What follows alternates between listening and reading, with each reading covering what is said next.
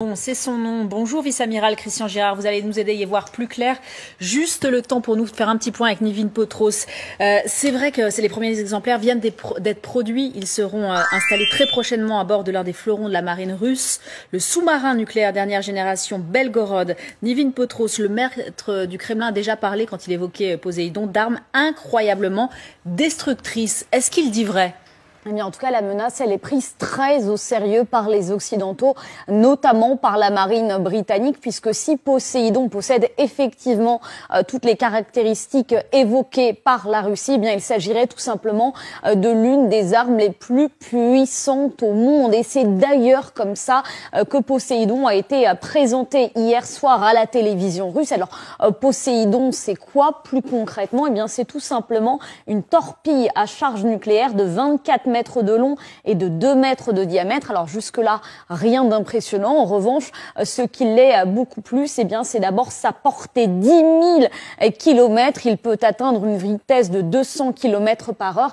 Mais surtout, Poséidon est capable de se déplacer à 1000 mètres de profondeur, ce qui le rendrait tout simplement inarrêtable puisque impossible à tracer selon la Royal Navy britannique qui explique bien que les Occidentaux vont devoir développer des nouvelles armes pour pouvoir intercepter cette torpille surpuissante puisqu'elle est capable de transporter une charge de 100 mégatonnes, capable de provoquer des tsunamis radioactifs. Poséidon serait 100 fois plus puissant que la bombe qui a été larguée sur Hiroshima, d'où son surnom, l'arme de l'apocalypse. Elle serait d'ailleurs tirée depuis un autre monstre, le sous-marin Belgorod, qui est tout simplement le plus long sous-marin du monde et qui a comme caractéristique la capacité de lancer des petits sous-marins très utiles pour des missions de sabotage ou des missions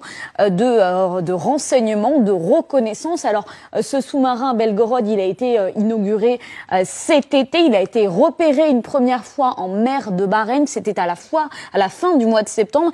Il a ensuite disparu pendant plusieurs semaines et selon le renseignement américain, les Russes auraient profité de cette période pour tester ces fameuses torpilles Poséidon. Finalement, d'après les Américains, toujours, ces essais n'auraient pas lieu. Alors, la Russie a démenti en expliquant que si, tout avait bel et bien fonctionné. Alors, qui dit vrai pour l'instant, on ne le sait pas. Mais ce qui est sûr, en revanche, c'est que ça y est, ces torpilles, elles sont prêtes, elles ont été fabriquées, elles seront livrées pour le sous-marin Belgorod dans les tout prochains jours, selon l'agence russe TASS. Merci beaucoup pour ce travail, Nivin Potros. Amiral Girard, Nivin le disait, Poutine le dit aussi, l'arme de l'apocalypse, est-ce vrai?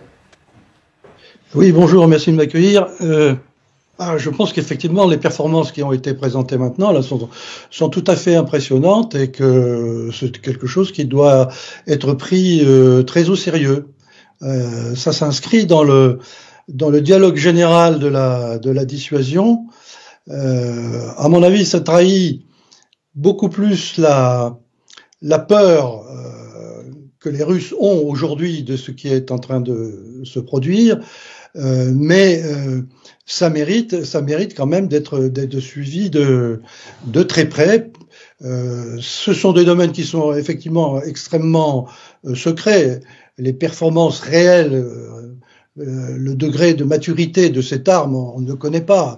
Mais on sait qu'un certain nombre de technologies ont été étudiées, mises en œuvre dans des torpilles antérieures, en particulier les torpilles à très grande vitesse qui s'entourent d'un nuage de gaz pour permettre d'aller très vite. C'est des choses qui existaient sur des torpilles soviétiques de modèle antérieur.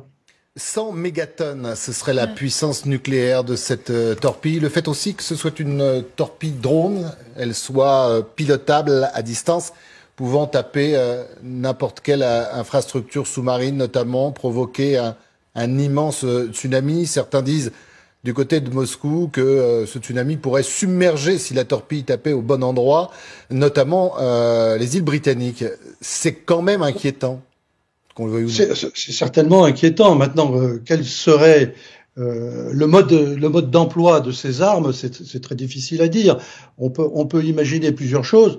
On peut imaginer une espèce de mine qui serait déposée sur des fonds sous-marins, qui serait prête à exploser à proximité d'un port pour polluer définitivement toute une partie d'une zone côtière, pour détruire des flottes qui seraient dans les ports. On peut imaginer tout un tas de scénarios, mais bon, je pense que c'est comme je le disais en introduction, c'est un élément dans le jeu global de la dissuasion.